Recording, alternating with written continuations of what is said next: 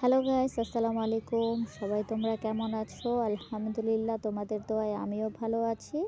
তোমরা নিশ্চয়ই ভালো আছো। তোমাদের মাঝে আজকে আরেকটি ব্লগ নিয়ে আসলাম। চলো দেখি কি কি রান্না হচ্ছে আজকে।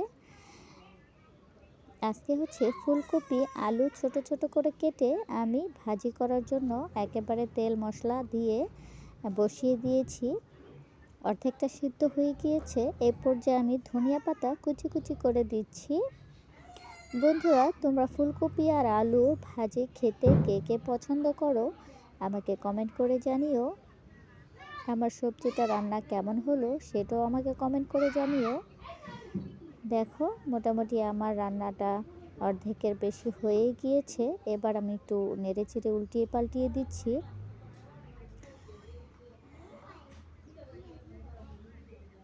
দারুণ একটা স্মেল আসছে। দেখো, আমার সবজিটা ভাজি হয়ে গিয়েছে। এবার আমি নামিয়ে নিচ্ছি। দেখো, আমার সবজিটা কত ঝরঝরে হয়েছে। স্মেলটা দারুণ আসছে বন্ধুরা, খেতেও না জানি কত মজাদার হবে। তারপরে আমরা হচ্ছে কলই শাক যেহেতু সিজনের শেষ, আজকে আমরা কাঁচামরিচ পেঁয়াজ এবং আদা কুচি দিয়ে কলই শাক কুচি কুচি করে কেটে সব কিছু রেডি করে নিয়েছি। এবার আমি কড়াইতে দিয়ে দিচ্ছি। সবগুলো একসাথে ঢেলে দিয়ে এবার আমি স্বাদ মতো লবণ দিয়ে দিলাম, পরিমাণ মতো লবণটা দিয়ে আমি একটু নেড়ে চেড়ে উল্টিয়ে পাল্টিয়ে দিচ্ছি। দেখো, আমার শাকটা মজে গিয়েছে। দারুণ একটা স্মেল আসছে বন্ধুরা। তোমরা এই শীতের সিজনে কলই শাক খেতে কে কে পছন্দ করো আমাকে কমেন্ট করে জানিও। দেখো, আমি এবার একটু নামিয়ে নিচ্ছি একটা বাটিতে। আমার নামানো হয়ে গিয়েছে। মাশাআল্লাহ, কালারটা দারুণ এসেছে। এবার পরিমাণ মতো তেল দিয়ে আমি শুকনো মরিচ, তারপর রসুন কুচি, পেঁয়াজ কুচি দিয়ে দিলাম। নেড়ে চেড়ে ভেজে নিচ্ছি। বন্ধুরা, রসুন পেঁয়াজ একটু বাদামি রঙের হয়ে আসলে তারপর আমি শাকটা দিয়ে দিব। দেখো, আমার বাদামি রঙের হয়ে আসছে। এ পর্যায়ে আমি শাকটা ঢেলে দিলাম। এবার আমি একটু নেড়ে চেড়ে দিচ্ছি। আজকে তেমন কিছু করব না, কলই শাক ভাজি এবং বেগুন ভাজবো, বেগুন ভর্তা করব ভেজে।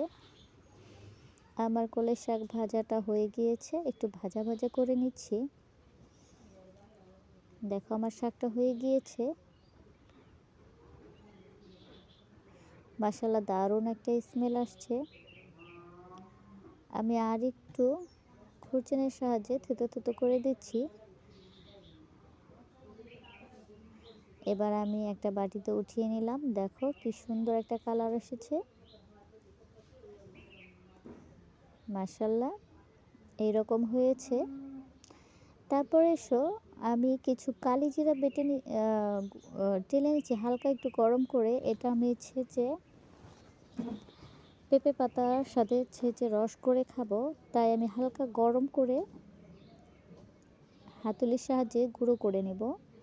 আমি হালকা একটু গরম করে নিচ্ছি। গরম না করলে জিরাটা কালি জিরাটা তোমার হবে না, গুঁড়ো হবে না। এই জন্য আমি একটু গরম করে নিলাম। যাই হোক, এবার আমরা বেগুনটা ভেজে নিই। হলুদ এবং লবণ দিয়ে মেখে আমি ঝাঁকিয়ে রেখে দিয়েছিলাম। এবার একটা একটা করে দিয়ে দিলাম। ব্যাস, আমার বেগুন ভাজাটা হয়ে গিয়েছে। মাশাআল্লাহ। তারপরে আমি পরিমাণ মতো আগে থেকে একটু তেল দিয়ে তারপর কাঁচামরিচগুলো একটু টেলে নিলাম। এ পর্যায়ে আমি ধনিয়া পাতা এবং রসুন পাতা কুচি করে দিয়ে দিলাম। আমি একটু ভাজা ভাজা করে নিব। দেখো, কি সুন্দর করে ভাজা হয়ে গিয়েছে। আমার ভাজা ভাজা হয়ে গিয়েছে। এবার আমি নামিয়ে নিচ্ছি এটা ভর্তা করার জন্য। দেখো আমি একটা বাটিতে নামিয়ে নিলাম। মাশাআল্লাহ, দারুণ দেখতে কালারটা এসেছে। তারপর এসো আমি ভর্তাটা বানিয়ে নিই শিলপাটায় বেটে। বন্ধুরা, তোমরা শিলপাটায় ভর্তা খেতে কে কে পছন্দ করো আমাকে কমেন্ট করে জানিও। তারপর হচ্ছে বেগুনটাও আমি ভর্তা করে নিচ্ছি। কাঁচা পেঁয়াজ দিয়ে, সরিষার তেল দিয়ে, শুকনো মরিচ টেলে নিয়েছিলাম। এবার আমি ভর্তাটাও করে নিই। আমার ভর্তাটা হয়ে গিয়েছে। বন্ধুরা, বেগুনটা ভেজে হাতে ডলে ভর্তাটা বানালে বেগুনের স্বাদটাই বেড়ে যায়, হাত চেটে খেতে ইচ্ছে করে। তারপর এসো আমি কিছু মোলখা বানানোর জন্য তোমার হচ্ছে মসুরির ডাল, আলা চাল, তারপরে একসাথে বেটে নিয়েছি। একটু সেদ্ধ চালও গুঁড়ো দিয়ে দিচ্ছি এটার মধ্যে। তারপর ধনিয়া পাতা কুচি একসাথে একটু মিক্সিং করে নিই। এটার মধ্যে হচ্ছে রসুন বাটা, তারপর হচ্ছে কাঁচামরিচ বাটা দিয়ে দিয়েছিলাম, কিছু পেঁয়াজ বাটাও দিয়ে দিয়েছিলাম। তারপরে একসাথে স্বাদ মতো লবণ দিয়ে আমি গোলাটা তৈরি করে নিয়েছি। বন্ধুরা, তোমরা এরকম মুলখা পিঠা যেটাকে বলা হয়, মানে আমাদের দেশে মুলখা পিঠাই বলে, মুলখে মানে মোলকা এরকমটাই বলে। যাই হোক, তোমরা কে কে খেতে পছন্দ করো আমাকে কমেন্ট করে জানিও। আমি অনেকগুলো দিয়ে ঘুরিয়ে ঘুরিয়ে তারপর হচ্ছে ঢেকে দিয়েছিলাম। দেখো আমার পিঠাটা হয়ে গিয়েছে। আমার মনে হয় আরেকটু হবে, এখনও ওঠানোর উপযুক্ত হয় নাই। দেখো এবার হয়ে গিয়েছে। মাশাআল্লাহ, এত সুন্দর একটা কালার এসেছে, সাথে ধনিয়া পাতা। এবার আমি আরও একটা পিঠা ভেজে নিই। দেখো, মোলখা পিঠা। বন্ধুরা, এটার নাম হচ্ছে মোলখা পিঠা। একটা চামচের সাহায্যে ঘুরিয়ে ঘুরিয়ে আলতো আলতো করে দিয়ে দিতে হয়।